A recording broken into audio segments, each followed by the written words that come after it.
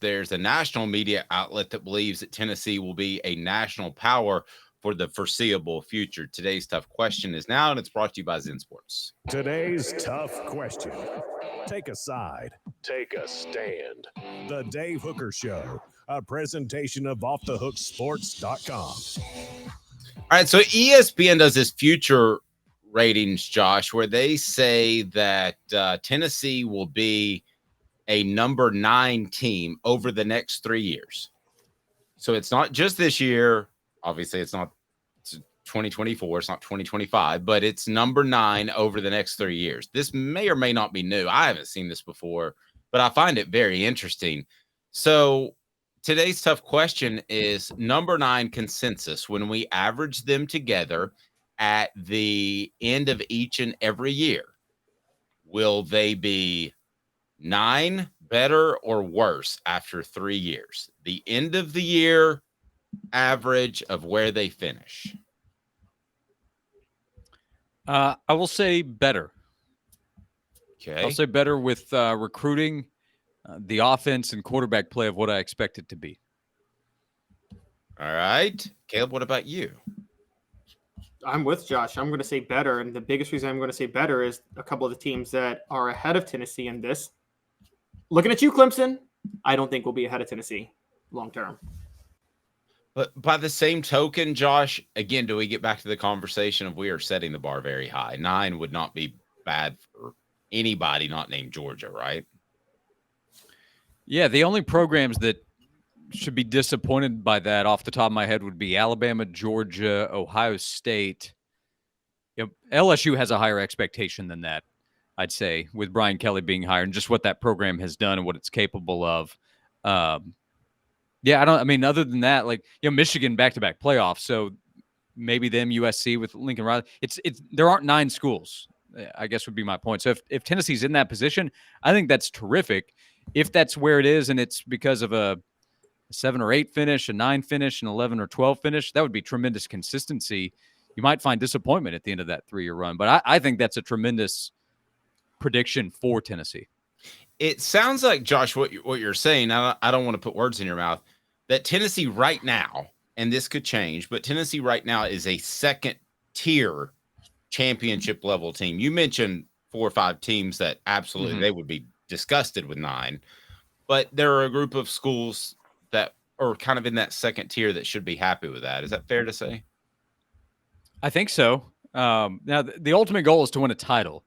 Like what Tennessee did last year is terrific, but part of that is because of where Tennessee had been leading up to it. If we go back to that 95 to 99 run and even several years after that, the expectations for Tennessee football were to compete for a title and then go win one. And after 98, they weren't able to go win one again. And it became more frustrating. You remember the contract that Philip Fulmer had going into 2008 where you got an automatic one-year extension if you won 8 games. And at the time, there were a lot of people that were upset by that. And you know what happened in 08. But think about what's happened since then and how many seasons fans would have loved to have been able to go 8-4 and then try to build on that. So the way you view things can change. Over the next few years, fans are going to expect more, which is understandable. Josh Heupel, over the next few years, expects to do more. He expects to win a national title. He's done it. He knows what it takes. He wants to do it again. He wants to do it as the head coach. He wants to lead Tennessee there. But expectations change depending on results, which means the opinion of those results change after the fact. If Tennessee doesn't win 11 games, let's say Tennessee's best season is 10-3 over the next 3 years, you're going to have a lot of disappointed people because of what Tennessee did in 2022. Yeah, and I don't think anybody would turn down a 13, a 14, and a 1, which would average out to 9. So nobody's going to turn that down if that included a national title, right? Sure. Yeah. How do you get there is part of it. But let's say over the next 3 years, Tennessee doesn't have better than a 10-2 regular season. They do have one playoff appearance in the 12-team playoff, and I don't know what they need to do there, but they don't win the title. So they don't have any SEC titles, and they don't have a national title at the end of the next 3 years. A lot of people will be happy. Not everybody, though. Interesting. Zen Sports, the new sports book in Tennessee, revolutionizing the way you earn sports betting rewards. That means no more deposit bonuses that turn into deposit nightmares on Zen Sports. What you see is what you get with our cash rewards program. You get a lot of cash for a welcome bonus, earn an unlimited 5% cash back on your betting volume for your first 15 days when you sign up with the promo code HOOKED. That's HOOKED. That's right. Unlimited 5% cash back. Keep betting, keep earning with 3% cash back on your betting volume every month after that. And refer friends to earn a percentage of their betting volume as cash rewards too. Zen Sports is bringing the cash back to Tennessee. So if you bet big on sports, you want to be betting on Zen Sports. Zen Sports betting just got better. Zen Sports. Caleb? Josh, when we're talking about where Tennessee's going to be over the next 3 years, obviously recruiting comes into play. I told Dave the last segment, I don't know if you had heard this yet, but I said I don't think Tennessee has to recruit at a certain level, but I don't think they have to be top 3 to 5 every year because they are the type of team that, like Spurrier with Florida in the 90s, has a coach who's going to give them a schematic edge that can overcome maybe not being top 3. Where do you stand on that? Do they still need to recruit right there on the level with Georgia, or do you think with Josh Heupel they can maybe be just a tad below and then out scheme Georgia to win? Yeah, I think you're probably right overall if you're looking at recruiting rankings in a recruiting class because of what Tennessee can be offensively. My guess is that Josh Heupel will keep that going and that Tennessee will continue to play at an elite level on the offensive end. If that's wrong, then we're all wrong in terms of what Tennessee's going to be over the next few years. The exception, I would say, in terms of how high of a level they need to recruit is along the line of scrimmage. I don't think there is an exception there when you're going up against Georgia, Alabama, the best teams that you will play to try to win a national title, and that starts in the SEC.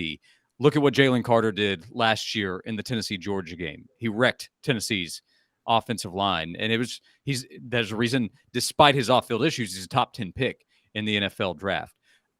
Hendon Hooker and Jalen Hyatt were terrific against Alabama. But do they win that game without Darnell Wright? If they have an average right tackle instead of Darnell? In my opinion, no. And I don't think there's a chance. So they need to recruit at a very high level. Tennessee has they have good offensive linemen. They have some guys on the defensive line. They need more of them. You need as many guys as you can find. You need a game-changing player on the defensive line. You don't have to have a bunch of top 10 picks at tackle and across the offensive line. But Tennessee needs more of those guys. Look at Cooper Mays, who is a part of what goes on here at Off the Hook Sports. He is so important at center. If he is injured, there's a ton of concern of what happens if he's unavailable. So you need more guys that you can count on the offensive line. So recruiting at that position will be so important. That's why landing battles for players like Max Anderson is so important, because Tennessee staff said, we got to have this guy. They went out and got him. So they need more of those type of players. It's actually in his contract, him and Jacob, he's not allowed to get injured. Okay, well, that's good. Well, Jacob's a Farragut guy. You don't have to worry about him. That's right. There was a moment, I can't remember the game. My wife and I were watching it, and they both got banged up within 6 plays, and my wife just goes, "Oh my Lord." Speaking of that, sorry, Dave. Can I jump in and just ask, because we have Josh here, and this is a thought I brought up to Dave yesterday. Josh, I've been Dave knows I have a track record of saying Middle Tennessee recruits have been overrated the past 10 years, and national recruits have just consistently been overrated in recruiting rankings, and the numbers back me up on that. Is there a new trend, though, of Knoxville and East Tennessee recruits being massively underrated? I mean, Tennessee's like churning out some real talent from the Knox Catholics and the Farragut Academies and the Powell High Schools right now. Oh, here goes Josh talking about his admirals. It's boats and soccer and boats and a little bit of football. Go ahead, Josh. Well, all of that, in fact. All of that. Yeah. You want to diversify the portfolio. Farragut approaches the same.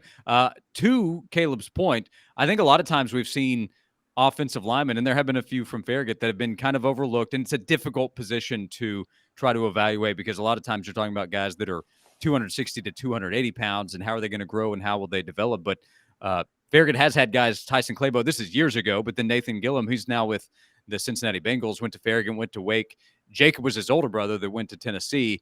Catholic's produced a lot of talent. Catholic has done a really good job and will continue to do that. Amari Rogers wasn't necessarily underrated. Tennessee just couldn't get him to Knoxville. He wanted to go away. T. Higgins at one point wanted to go to Tennessee. Fans are probably not interested in me bringing him up now, but he was a highly touted guy. I think across the state, Middle Tennessee, Knoxville, Chattanooga, the west end of the state has always produced talent.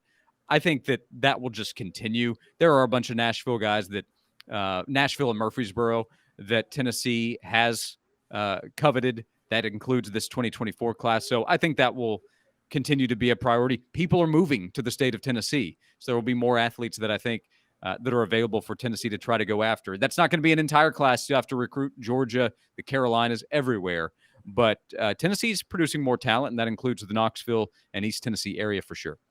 Are we all, going back to Josh's column, are we all on board saying that it would be somewhat of a disappointment if Tennessee didn't make a 12-team playoff, not this year because they don't have it, but the next 2 years? Yes. Is that where we are? Yeah, so if Tennessee misses the playoff in both 2024 and 2025? No, I'm taking it a step further if they just miss one. Oh, so they've got to make both. Yes. Well, in that particular season, yes, I think that would be a disappointment. For the state of the program, no, assuming we're not talking about they missed it because they went 7-5.